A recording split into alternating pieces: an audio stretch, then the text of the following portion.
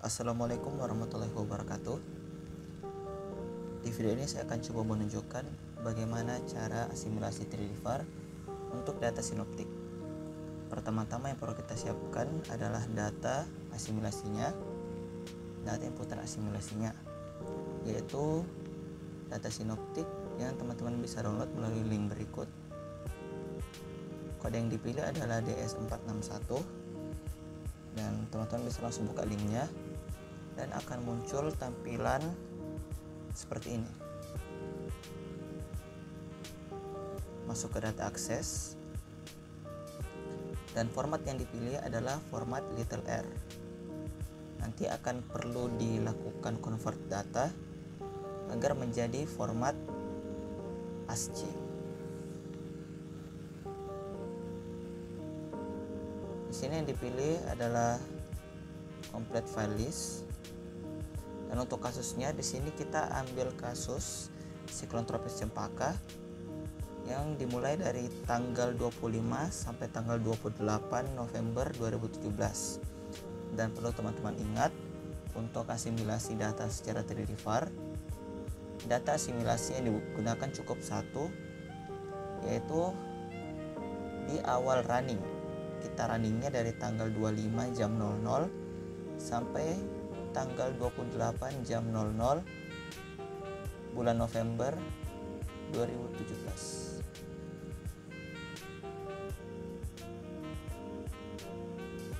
Di sini 25 bulan 11 2017 jam 00. Kalian bisa langsung checklist dan download CSH scriptnya. Di sini sudah saya download sebenarnya.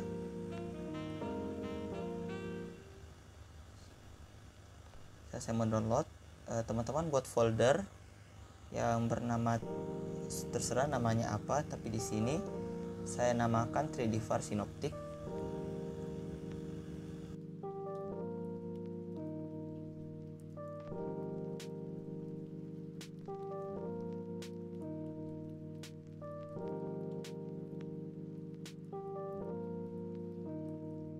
Nah, teman-teman bisa langsung rename menjadi misal A atau sinoptik.sh.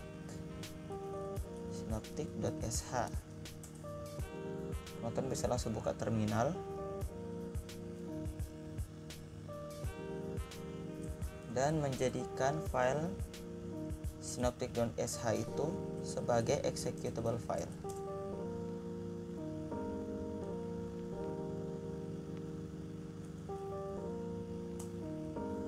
Setelah itu teman-teman bisa langsung melanjutkan ke proses download seperti pada saat teman-teman mendownload data FNL ataupun data GFS.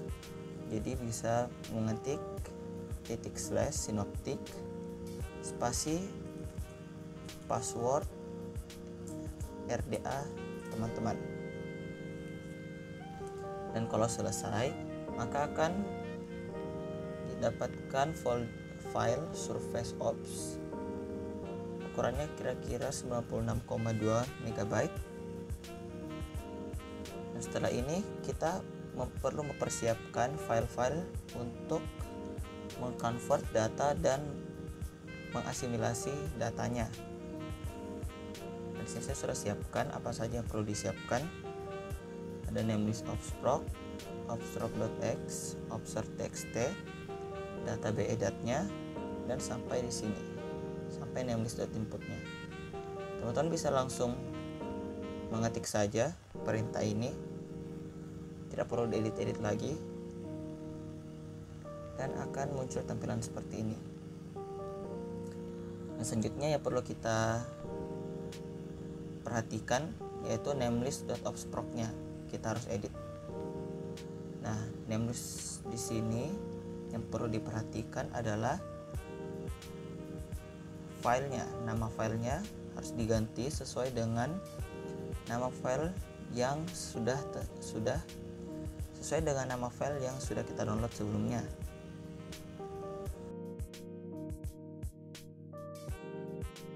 Window min-nya time window min-nya itu sejam sebelum waktu asimilasi.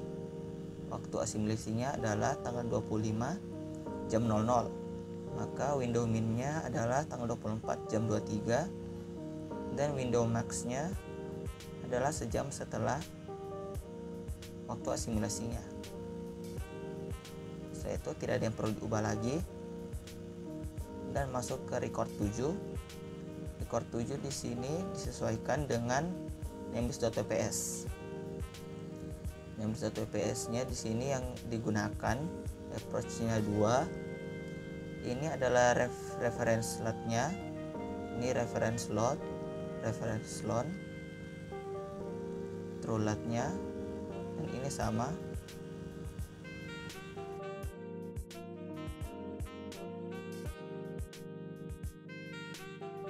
Semua data ini ada di namelist.wps.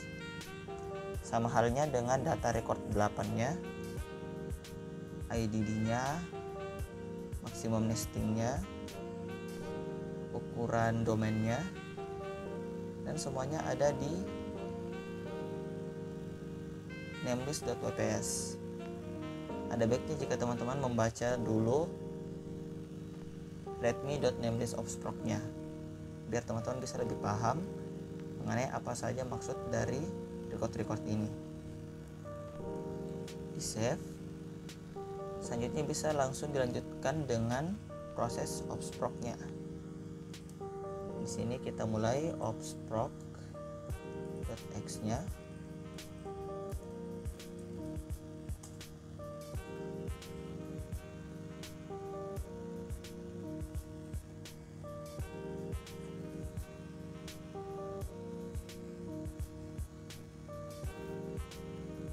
Jika sudah selesai, maka akan didapatkan file obs.gts untuk 3D var seperti ini. Filenya itu ini, dan file ini akan di rename menjadi ops.asci.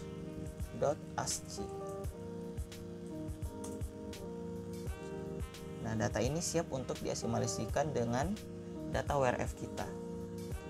Di sini sudah ada saya sediakan WRF BDY, WRF input.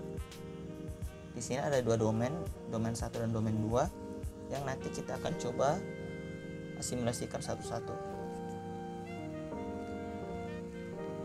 Di sini ada untuk mendapatkan WRF BDY dan WRF input cukup dengan melakukan realx di WRF v3.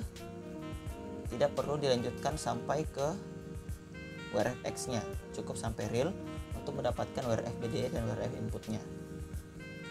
Setelah ini kita bisa menduplikat WRF input D01 ini menjadi file yang bernama fg. Setelah itu kita bisa mengedit namelist.input-nya. Di sini namelist.input yang perlu diperhatikan adalah CV option-nya. CV option yang kita pakai di sini adalah CV3 yang telah disediakan oleh WRFDA. Ini berlaku secara umum. Untuk format datanya itu 2 untuk ASCII. Di sini kita ganti di WRF var 18. Analysis time-nya seperti sebelumnya, waktu analisisnya itu untuk waktu asimilasinya tanggal 25 jam 00. Window min-nya sejam sebelumnya, yaitu tanggal 24 jam 23, dan window max-nya itu sejam setelahnya, yaitu tanggal 25 jam 01. Kita masuk ke time control-nya. Di sini start year-nya seperti yang saya sampaikan sebelumnya, tahun mulai, bulan mulainya, tanggal mulai, waktu mulai, jam mulainya, sampai akhirnya di sini. Jadi tanggal 25 jam 00 sampai 28 jam 00. Di sini yang perlu diperhatikan juga data EWE-nya untuk domain 1 dulu. Selanjutnya dilanjutkan dengan proses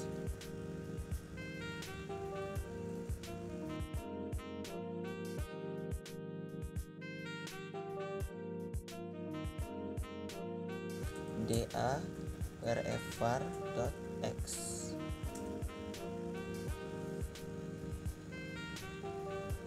Jika berhasil, maka akan muncul tampilan seperti ini di RSL errornya. Wherever successful.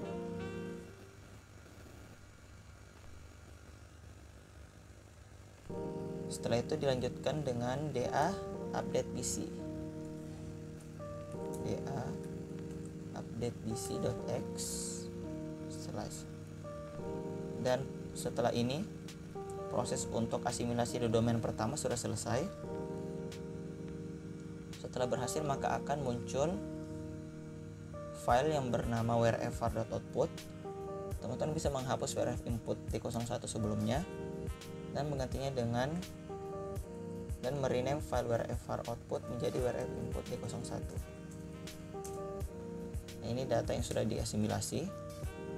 Selanjutnya kita duplikat lagi wrf input T02 nya dan menghapus fg sebelumnya. Hasil duplikat tadi itu diganti menjadi fg.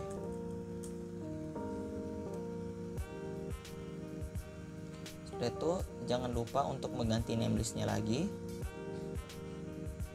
Di sini namelist untuk domain keduanya itu 88 58 10 10.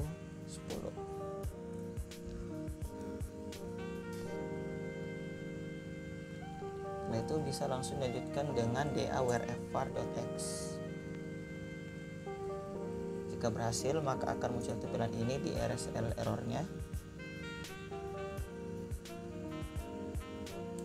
dan dicek apakah sudah ada keluar data wherever outputnya. Jika sudah, maka data wherever input ini bisa dihapus untuk domain 2 nya dan wherever output yang baru ini di rename menjadi wherever input D02. Setelah ini, ketiga file ini siap untuk dilakukan running di aplikasi wrf. Perlu diingat bahwa untuk di domain 2 tidak perlu dilakukan adanya wrf da update PC. Jadi cukup di domain 1 saja untuk da update PC-nya. Di domain 2 tidak perlu, cukup dilakukan da wherever saja.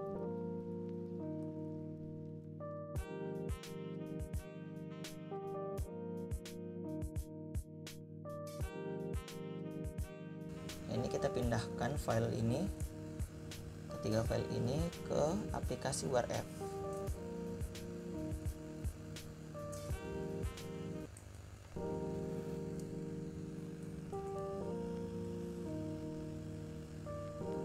Nah, setelah ketiga file ini sudah pindah ke dalam folder run wrf v3, teman-teman bisa langsung melanjutkan proses running. Tapi ingat, jangan meng-rel X-nya lagi karena akan menghapus proses-proses yang telah dilakukan sebelumnya dan perlu dilakukan proses ulang untuk asimilasinya. Jadi langsung dilanjutkan dengan proses wrf X-nya. Di sini untuk multicore-nya mprun np3 wrf.x. Teman-teman bisa melihat proses runningnya menggunakan perintah berikut. Di sini prosesnya sudah berjalan dan setelah ini proses runningnya selesai, teman-teman sudah bisa mendapatkan file wrf out dan siap untuk dianalisis.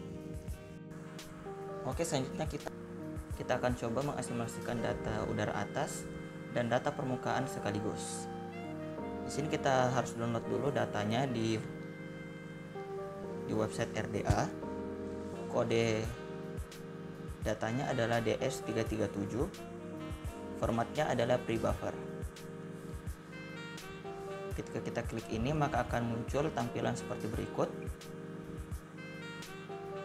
Selanjutnya kita masuk ke data akses untuk mendownload filenya. Untuk tanggalnya masih sama, yaitu tanggal 25 bulan 11 jam 00. Kita pilih yang pilihan pertama, yang daily, complete file list.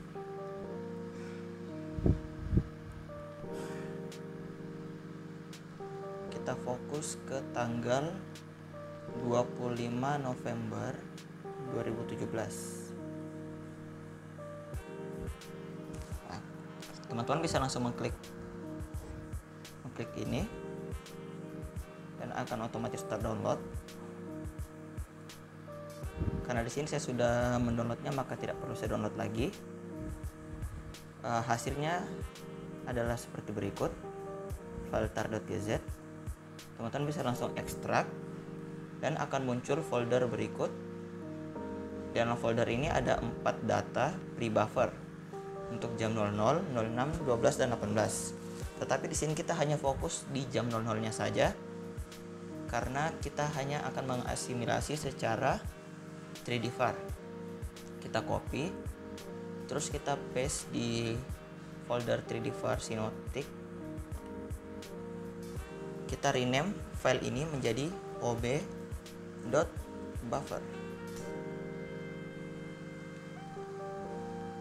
Setelah itu kita duplikat dulu file WRF input ini. Kita mulai dari domain 1 menjadi fg, dan kita bisa langsung mengedit namelist.inputnya. Untuk namelistnya sebenarnya secara umum masih sama dengan sebelumnya. Yang perlu diubah itu hanya OB formatnya saja. Untuk yang data dengan format little r itu kode OB formatnya adalah 2, sedangkan untuk data buffer OB formatnya 1. Yang lain masih sama. Kita perhatikan di bagian domain, karena kita masih menggunakan domain 1, maka EWE nya 100, ESN nya 70, DXDY nya 30.000. Setelah itu kita bisa langsung melanjutkan ke proses asimilasi. DA wrfvar.x. Setelah proses asimilasi selesai, apakah prosesnya berhasil atau tidak dengan menggunakan perintah berikut. Kita cek RSL errornya, dan jika berhasil maka akan muncul tampilan seperti berikut, dan akan muncul file wrfvar output. Setelah ini kita lanjut ke bagian DA update PC-nya. Jika selesai maka akan muncul tampilan seperti berikut. Setelah ini kita hapus WRF input D01-nya dan merename wrfvar output menjadi WRF input D01. Setelah ini kita akan coba asimilasi untuk domain keduanya. Pertama-tama kita hapus data fg-nya. Kita duplikat WRF input D02 menjadi file fg.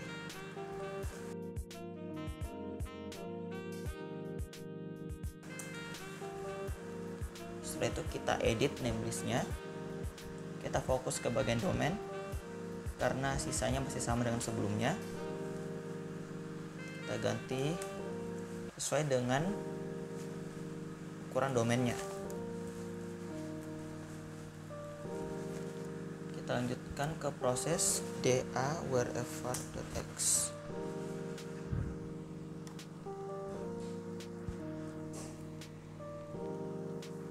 Setelah proses asimilasi selesai, kita cek apakah prosesnya berhasil atau tidak dengan mengecek RSL errornya. Jika berhasil maka akan muncul tampilan seperti berikut, dan akan muncul wrfvar outputnya juga. Di sini kita tidak perlu lagi melanjutkan ke proses update BC-nya karena di update BC itu hanya dilakukan untuk domain 1 saja.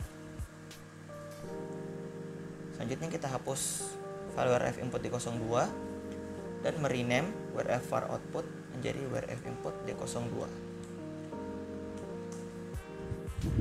Setelah ini WRF BDY, WRF input D01 dan D02 kita pindahkan ke folder WRF.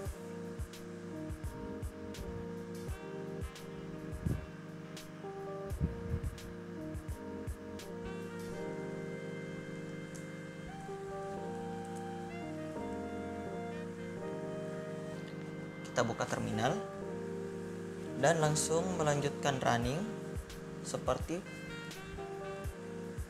yang sebelumnya dilakukan. np run np WRF.x.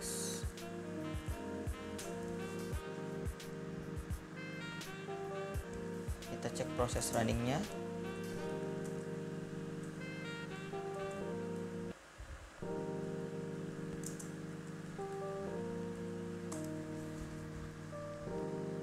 Sekarang proses runningnya sudah berjalan, dan ketika berhasil maka akan muncul dua domain, yaitu WRF untuk domain 1 dan domain 2. Dan setelah itu WRF out-nya siap untuk dianalisis. Mungkin sekian saja video hari ini, semoga bermanfaat. Kurang dan lebihnya mohon maaf. Wabillahi taufiq wal hidayah. Wassalamualaikum warahmatullahi wabarakatuh.